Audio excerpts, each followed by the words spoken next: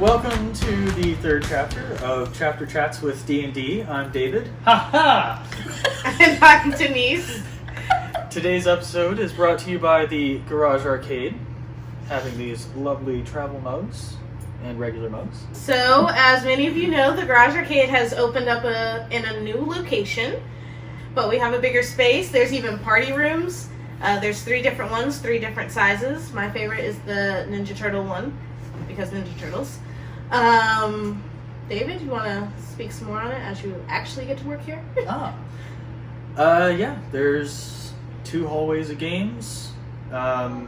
Eventually we'll have our board games all copacetic set up and a little seating area so you can play those if you want to.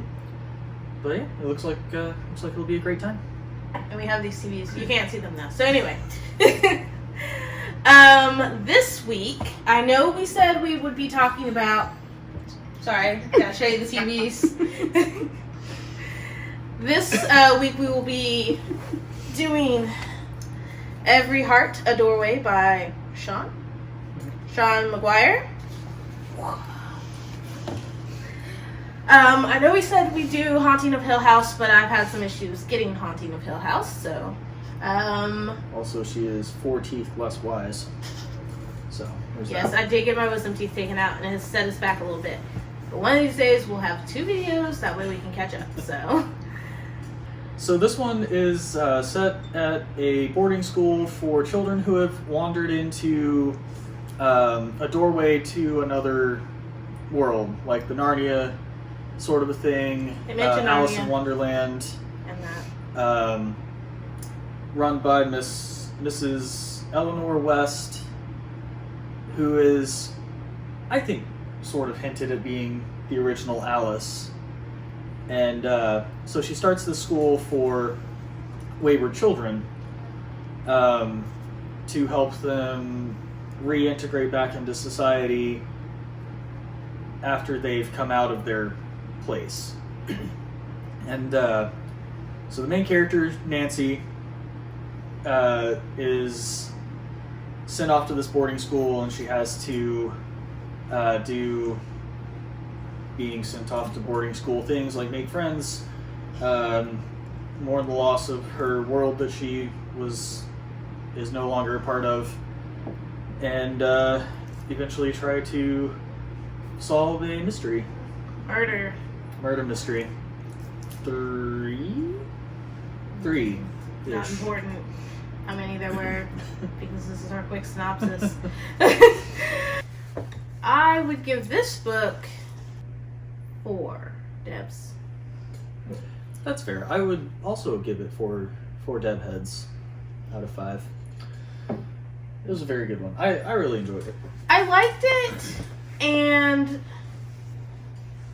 the main character was not someone I relate to easily, I would say, because Nancy is the world she went to, it made her very still, and you don't do a lot of movement, you don't run around, you don't fuss about, and I do things a lot, just moving around, and so it wasn't someone that I related to well, but I liked her. I feel like if I did meet someone like her, I'd have to chill down to her level so I wouldn't freak her the heck out, and then I think we could be friends, so. Yeah, that's fair. Yeah, I just liked the flow. I think Shauna McGuire does a really good job in pretty much anything she writes of just having a good style, I guess is the word I'm gonna use. Because I've read this one, and then also some of her Myra Grant stuff, which is also pretty good. But yeah, she just has a really good style.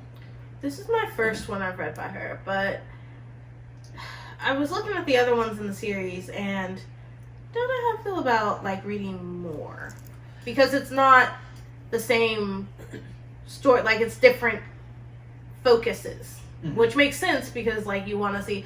And I like that you had a wide range of children who went to different worlds, and so they had different things they were all about. So that was interesting as well.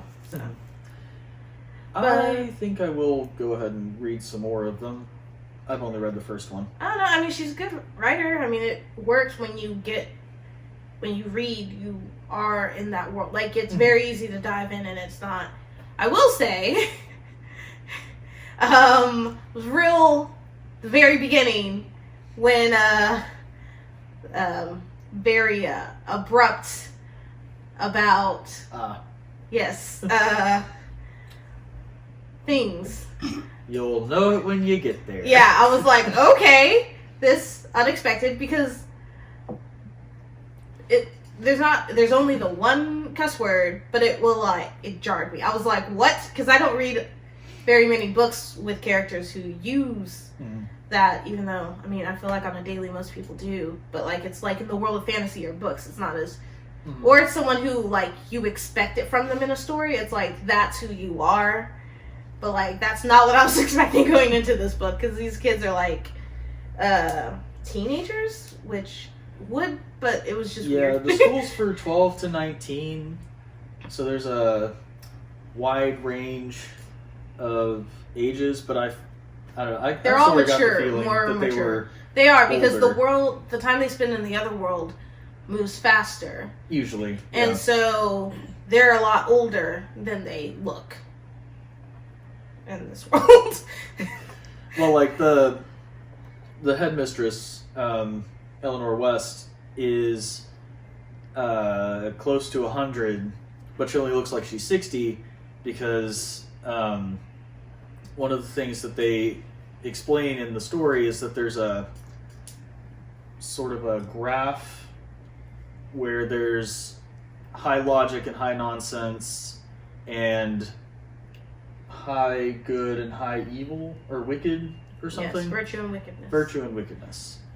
And generally they are... like, I mean, not getting too much into that. It's just basically because she went through her door so many times, it messed up her aging. Mm-hmm. So, I will say, based on that, it was a good read.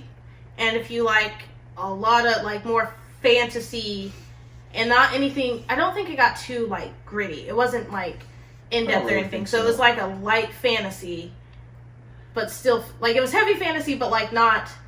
let's go on a quest to save the world kind of like fantasy. Yeah, it was a very small... Yeah. I mean, not even 200 world. pages. So that would be a good read. I would recommend it if you wanted something lighter, but still high fantasy. So I think we should go into our in-depth. Yes. So... spoiler alert.